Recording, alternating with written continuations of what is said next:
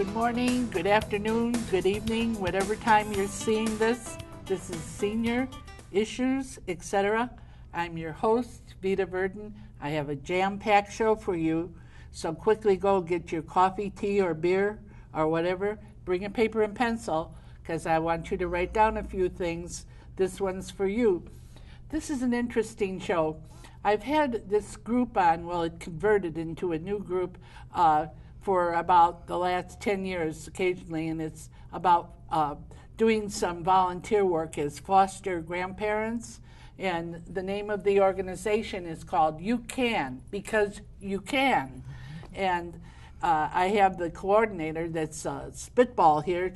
Everybody's bragging about her, how well she's got everything organized. And I have some of the foster grandparents, and we're going to hear about the organization, and we're going to hear some anecdotes from the grandparents, which I'm sure you'll enjoy. So sit back, relax. This one's for you. My first person that I'd like to introduce is Paula Luger, and she's actually the coordinator. Right now she's wearing about a dozen hats from what she's saying. She does everything from directorship to doing the graphics and everything about the organization. So first of all, let's start right at a little bit about Paula Luger and who you are and how long you've been with the organization. Why don't we start with that? Okay, well, thank you for having me here, Ms. Verda. Again, my name is Paula Luger, and I work for UCAN, which is ULICH Children's Advantage Network. And I've been with UCAN since 2009, and I'm a foster grandparent program coordinator. This is a wonderful program, which I'm hoping that whoever's watching this, maybe you want to come out and be a part of it. It's mainly bringing senior out of their homes into a community, working with children, be a mentor, help the kids work with their academic subject, and just to have fun with them, you know, be a good listener. It really is a wonderful program, and I just think that if you have the time, if you love children, if you love to volunteer, you should come out and join this program, because it really is an awesome, and I just love working with the seniors. They're really wonderful, they're very supportive, and UCAN is a social organization, social service organization really. We do a lot of different programs that helps children. So there's more than one program just going into the schools. I know one program, just to simply explain it, is a senior goes into a classroom. Is that correct? Yes, they go into a classroom. They're assistant to the teacher. Say if somebody needs a little extra reading, or they're sort of the extra set of hands and the extra brains around, right? As we are aware, our states and many other states, we are having problems with funding. Yes. And many schools, unfortunately, have to go do without paying assistant. So this is why this program is so important. It is so great, and because we have volunteers who are such good people, you know, they're such good heart, and they volunteer their time to work with children who sometimes need a little bit extra, you know, one-on-one time to work with multiplication table, to do a little reading, to do vocabularies, you know, those sight words. And this is where our wonderful volunteers would come in. They work with one-on-one or a group of children, and they go over and over their subject or whatever the subject the teacher is teaching at that day. And if the students are having difficulty, that's where the grandparents come in and they help them. Well, I have a question. Now, do they do it while the class is going on, or after class, or before class? What is the structure of it? It's during the school time. It's during the school time. Right. So where some school, they have like a classroom set out, and the volunteer would be in that classroom, and the student would come into that room and work with the volunteer. Or sometimes the volunteer will be in that classroom with those students. They can either walk around and see how the kids, you know, what kids are needing help, or they'll be in the hallway, help doing one-on-one with the reading comprehension. They'll read a chapter, and then they discuss what the reading is all about.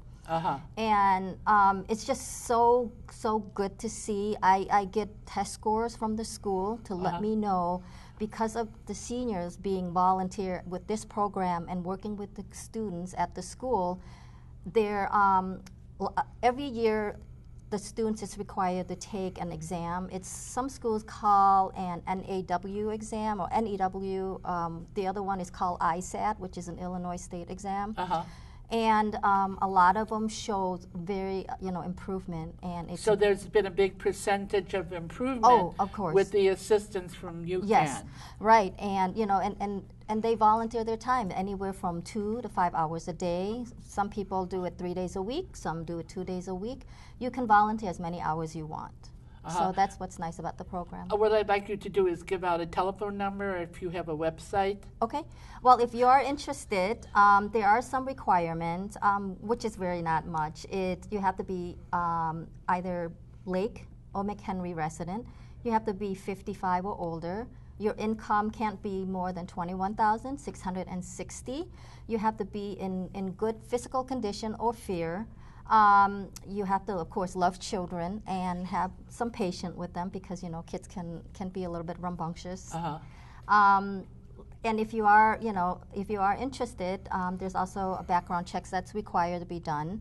And so if you're interested, you can contact us at area code 847-362-2111. That's the main office number. Or if you would like, my direct number is 847-932-4659. And again, my name is Paula Luger, and I'm the program coordinator. Is there a website? Yes, you can you can email to me. It's Paula Luger, all small cap, PaulaLuger at UCANChicago.org. Well, that's your email, right? That's my email or the UCAN address, or you can just say you can also email to www.ucanchicago.org. Oh, so it's www.ucan. Chicago, UCANChicago. Chicago.org. That must be the website. Yes. ORG. Okay. Right. Well, the next person I'd like to talk to now is a nice gentleman with a radio voice, from what they told me in the soundboard, Floyd. And it's so important, I think, that there's male role models. Right, Floyd? Yes. Because I think that's what's lacking a lot in our society today, because the women are getting in there, but the men aren't coming up to bat. So good for you that you came up to bat. Right. Well, I found out by volunteering that it do make a difference to have male role model in the school. Absolutely. And the lady is doing her job, and it's time for the men in the community to start doing their job. They need to get involved. And this is one of the things I talked to my supervisor about, trying to get more males involved in the program. It's a good program. I put a lot in it. I got a lot out of it. Matter of fact, what I got out of it is way more than what I put in it, because it's a lot of love there. It's a lot of, well, let's put it like this. When I was 65, I was displaced. I didn't really know what to do with my life. I just got laid off, and I needed to do something. And I was getting depressed because I wasn't doing anything. And with UCAN, it kind of like gave me back my life. It gave me something to do. Good for you. I come in there with them little kids, and I work with them every day, and we go through our hardships together and what have you, and they learn, and they thank me, they appreciate me being there. And it was one occasion, whereas the kids, they all the kindergarten class thanked me. They made me a part of the Castlemeyers family. They gave me a spreader. I got a 4th grade that I do tutoring with. They was pleased with me, and they all told me thank you at the end of the semester. It's a lot. The teachers started giving me gifts and appreciating, what I'm doing with the kids and what have you, and it was just a beautiful thing, So I'm going to try to get more male role models involved. Good. I hope they see it. I'm so glad you came today.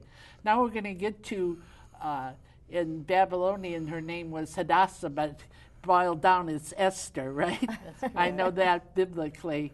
And Esther is going to give us some of her experiences, because she's had some really nice experiences that we were talking about before the show.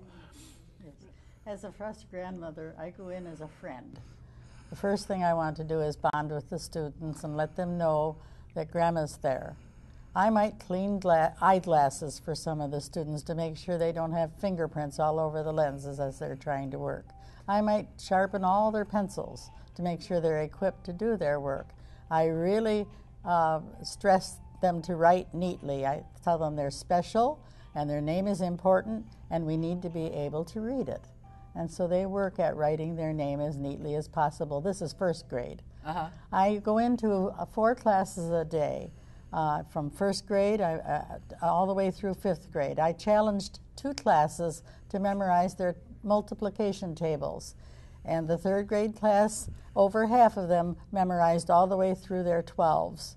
And in 5th grade class, they all memorized through their 12s. So I had certificates to make up for them, but they all gave me hugs and thanks for helping them learn their tables because it's going to make their math so much easier for them. I support the teachers. I get hugs from the teachers because I'm there. And they can sound off to me sometimes, some of their frustrations. They'll sound off to me, and it's kind of a safety valve for them to help them feel good about their work. The assistant principal will say to me, "We're so blessed to have you," and I'll get a hug from her. And it's just a very rewarding program. I really enjoy it. I discovered within myself I would have made a very good school teacher. I might critique their book report before they turn it in. I might help them or edit their article that they're required to write. I sit down and read with the Spanish students that are transitioning to English to help them with their comprehension and their fluency. Help in many ways. Whatever the teacher asks of us, we are to do. We are there to support the teacher and be friends to the students. So it sounds to me like you're being a real grandma. A grandma. They call me Grandma Lee. And I introduce myself as their foster grandma, and I want to be their friend. And, you know, I feel like this program is so vital because what we're bringing back is old-fashioned values, and we're connecting with the community, and that's what it's all about. In this age of all the technical garbage that we have going on, and it's not that I'm against it because I am for it, but we still have to have that humanity of that human touch. And so we're going to bring you more. Don't go away. We'll be right back. Stay with us.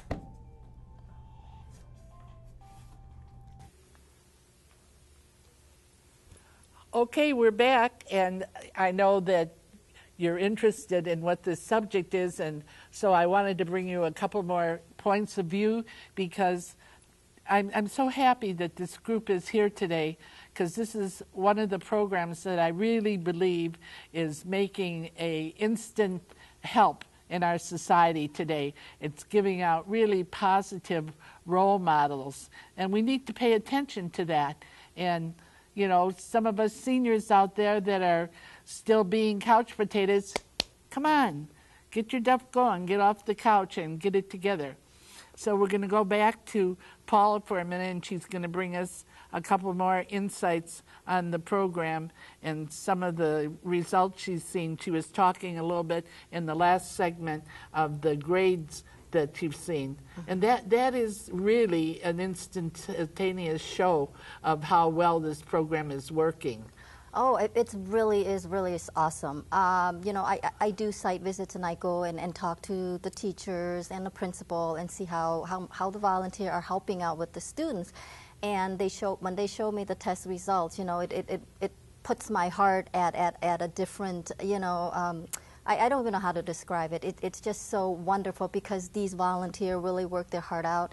And, you know, I'm such an advocate for children and their children's learning because I see so many kids that are falling behind that can sure use the help. And if we can just have the community come together and help these kids, you know, it would be an awesome thing to do. I mean, it's a really wonderful program, and you know, UCAN is a great organization, and their mission statement is, you know, to help our young youth become a leader someday.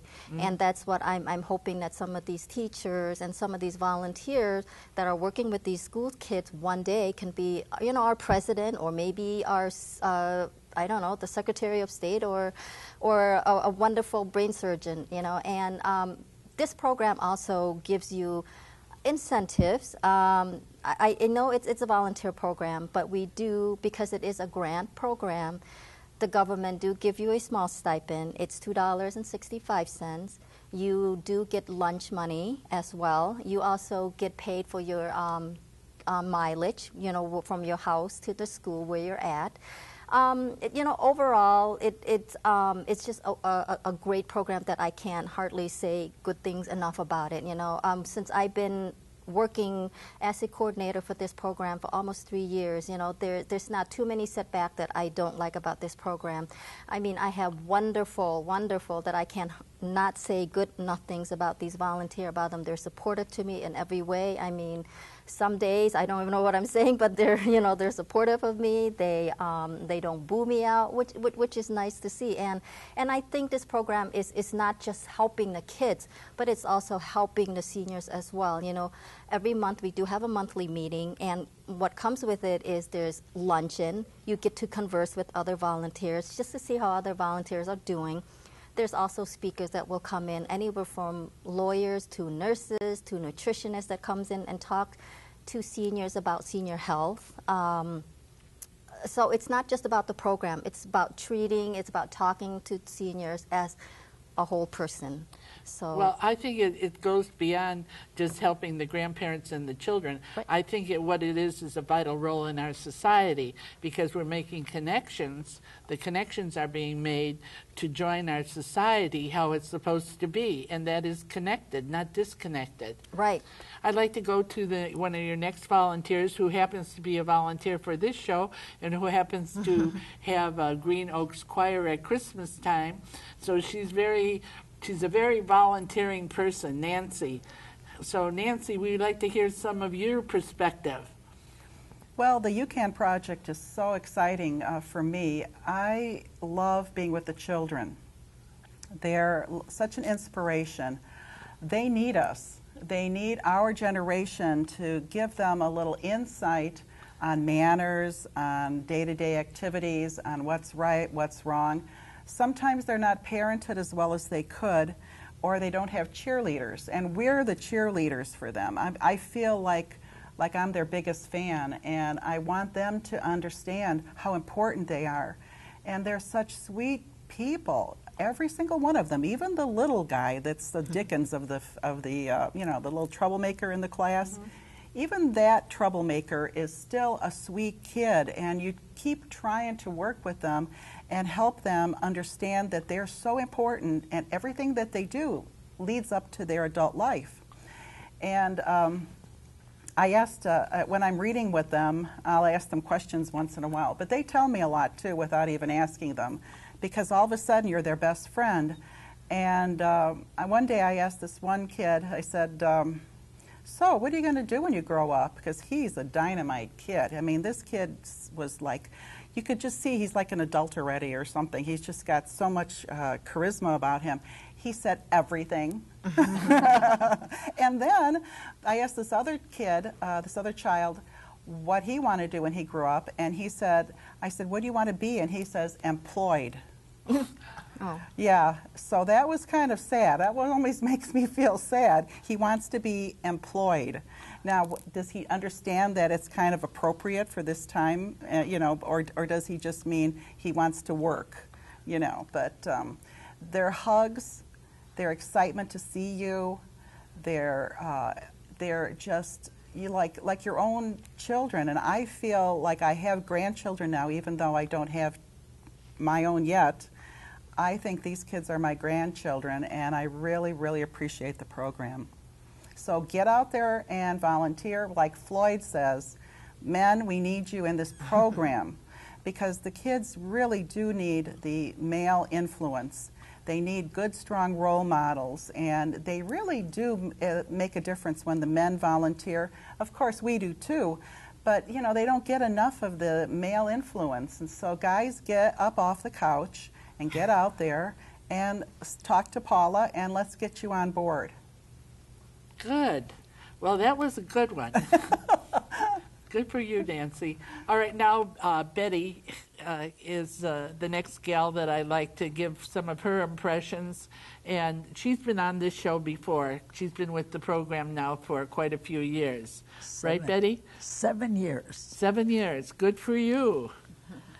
I moved here from, well, I started at Pittsburgh, from Pittsburgh to Ohio, from Ohio to Indiana, and from Indiana here. And I was always involved with children, either at school or at church, but always with children. So when I moved here, I had to find something to do. And I saw an ad in the paper, and I called. And that was 2 coordinators before Paula. So I've sort of moved up the line. But today, you know, the foster grandparent program is so great, and people have the same frequent questions. What is it about? What is it about? Well, we've covered a lot today, but on that income figure, $21,660, what they don't know is they can deduct all of their medical expenses, even the premiums, anything can be deducted from that amount. So if that's your problem, forget it. Come in and talk to the coordinator, and you people will decide what you can do to be eligible. The next question, what do foster grandparents do? We do everything in school. When I go in, I start at 1st grade. I go from 1st to 2nd to 3rd, and I finish the afternoon in 4th grade. And I have a lot of stories to tell you. I have one little boy that no matter when he sees me, he'll break line and come over to give me a hug. I am truly his grandmother.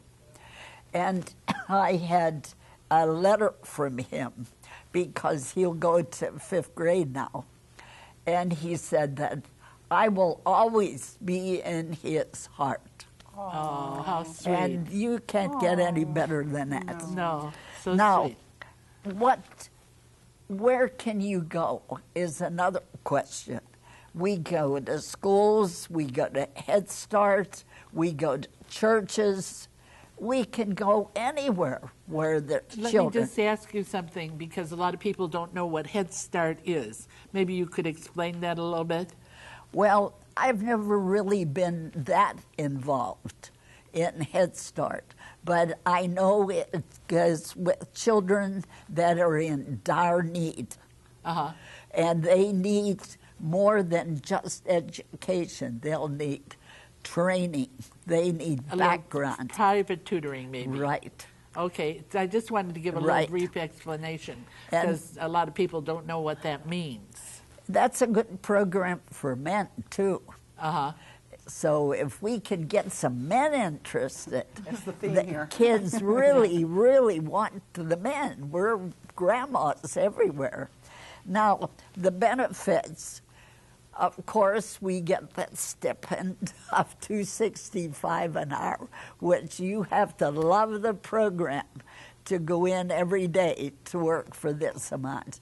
But then they do give us mileage, and we have 12 lunches a month that they will pay for.